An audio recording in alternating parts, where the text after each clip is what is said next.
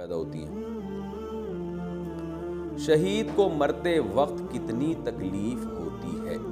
ہم نے سنا ہے کہ جو اللہ کے راستے میں شہید ہو جاتا ہے اسے اتنی بھی تکلیف نہیں ہوتی جتنی ایک مچھر اور چیونٹی کے کاٹنے پر ہوتی ہے۔ تو کیا گولی کا لگنا یا بم سے اڑا دیا جانا، کیا اس کا شہید پر بھی کچھ اثر نہیں ہوتا؟ نیز کیا شہید کی روح اللہ رب العزت نکالتے ہیں؟ محمد تسلیم اختر، انڈیا سے۔ روح ڈائریکٹ اللہ نکالتے ہیں اس کے بارے میں تو مجھے معلوم نہیں ہے، لیکن اتنی بات ہے کہ شہید کو موت کی تکلیف حدیثوں میں آتا ہے اتنی بھی نہیں ہوتی جتنی کسی کو چیونٹی کے کاٹنے کی کسی تکلیف ہوتی ہے۔ لیکن یاد رکھیں اس تکلیف سے دنیاوی تکلیف مراد نہیں ہے، برزخی تکلیف مراد ہے۔ ہوتا یہ ہے کہ قرآن میں آتا ہے کہ جب نافرمان کی روح نکلتی ہے تو قرآن کہتا ہے وَالنَّازِعَاتِ غَرْقًا، فرشتے گھس کے زبردستی کھینچ کے روح نکالتے ہیں، ایسے جیسے ایک ململ کا کپڑا جھاڑیوں میں پھنس جائے اور آپ اس کپڑے کو جب کھینچتے ہیں تو کیسا تار تار ہو جاتا ہے۔ تو قرآن و سنت سے یہ بات ثابت ہے کہ نافرمان کی روح بہت تکلیف کے ساتھ نکالی جاتی ہے، اور جو اللہ کے نیک بندے ہیں ان کی روح بہت آسانی سے ایسے نکلتی ہے جیسے مشکیزہ الٹا لٹکا ہوا ہو، پانی نیچے گرنا چاہتا ہو لیکن گرہ لگی ہوئی ہے، تو آپ جیسے گرہ کھول دیں ایک دم پریشر سے پانی نیچے گرے گا۔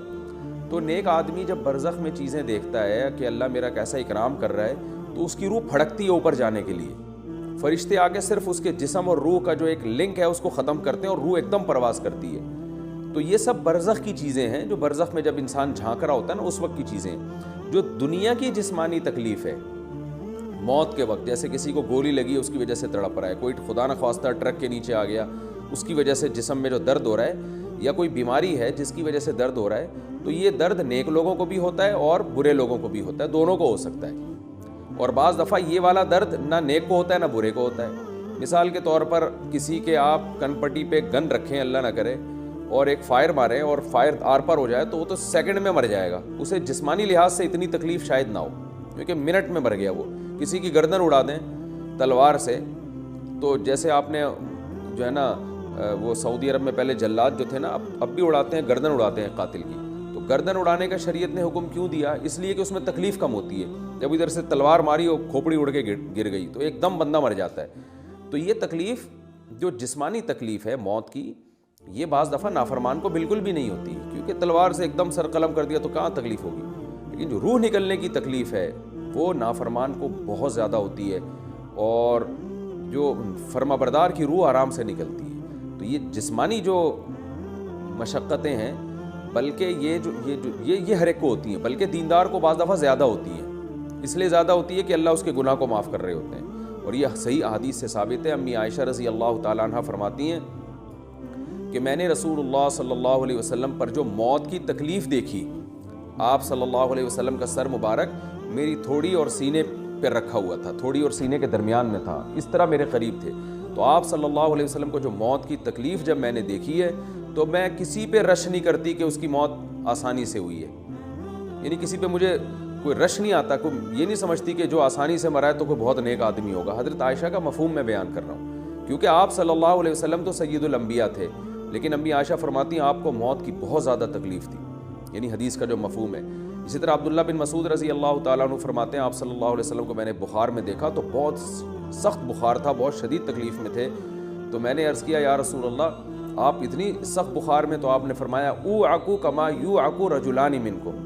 مجھے جو بخار کی تکلیف ہوتی ہے اتنی ہوتی ہے جتنی تم میں دو آدمیوں کو ہوتی ہے۔ تو آپ صلی اللہ علیہ وسلم کو بیماری کی تکلیف جو بخار کی دوسروں سے ڈبل ہوا کرتی تھی، لیکن آپ نے اس کی وجہ یہ بیان کی، فرمایا کہ مسلمان پر، اہل ایمان پر دنیا میں تکلیفیں آتی ہیں، یا تو ان کے گناہ معاف ہو رہے ہوتے ہیں اس سے، اگر پہلے سے گناہ نہ ہو تو اللہ ان کے درجات کو بلند کر رہا ہوتا ہے تاکہ جنت میں ان کو اور زیادہ نعمتیں دے۔ آپ صلی اللہ علیہ وسلم نے فرمایا بخار کی وجہ سے، یہ جو آگ ہے نا بخار کی گرمی آگ، اس کی وجہ سے جہنم کی آگ ٹھنڈی ہوتی ہے۔ تو اس لیے اگر کسی کو آپ نے موت کے وقت بہت شدید تکلیف میں مرتے ہوئے دیکھا ہے تو آپ کو اس سے بدگمان ہونے کی اجازت بالکل بھی نہیں ہے۔ عین ممکن ہے اللہ کا محبوب ہو، چہیتا ہو، اس لیے اللہ کہہ رہے ہیں آنے سے پہلے چل ایک محبت کی چٹکی میں اور تجھ سے لگاؤں گا اور ایک جھٹکا تجھے اور ماروں گا تاکہ تیرے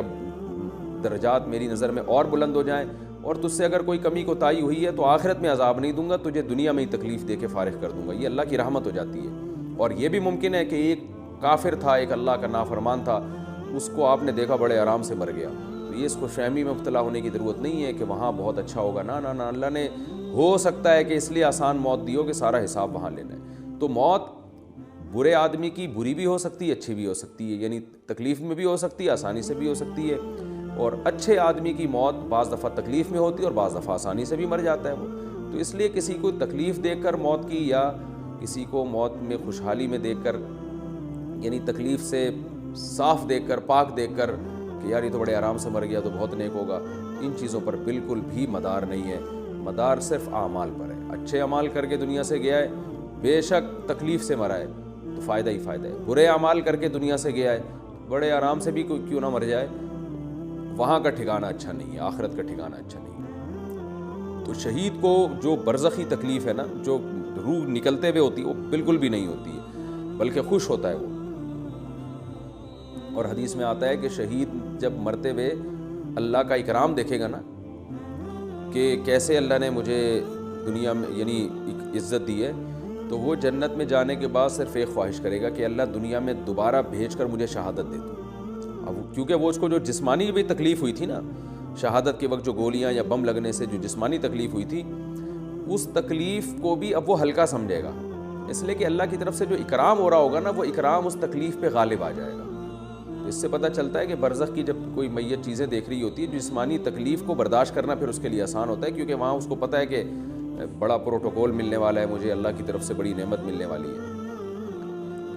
دعا میں ہاتھ اٹھانے کا صحیح طریقہ، دعا کیسے مانگنی چاہیے، دعا مانگتے وقت ہاتھ کہاں تک اٹھائے جائیں اور ہاتھوں کے درمیان کتنا فاصلہ رکھا جائے،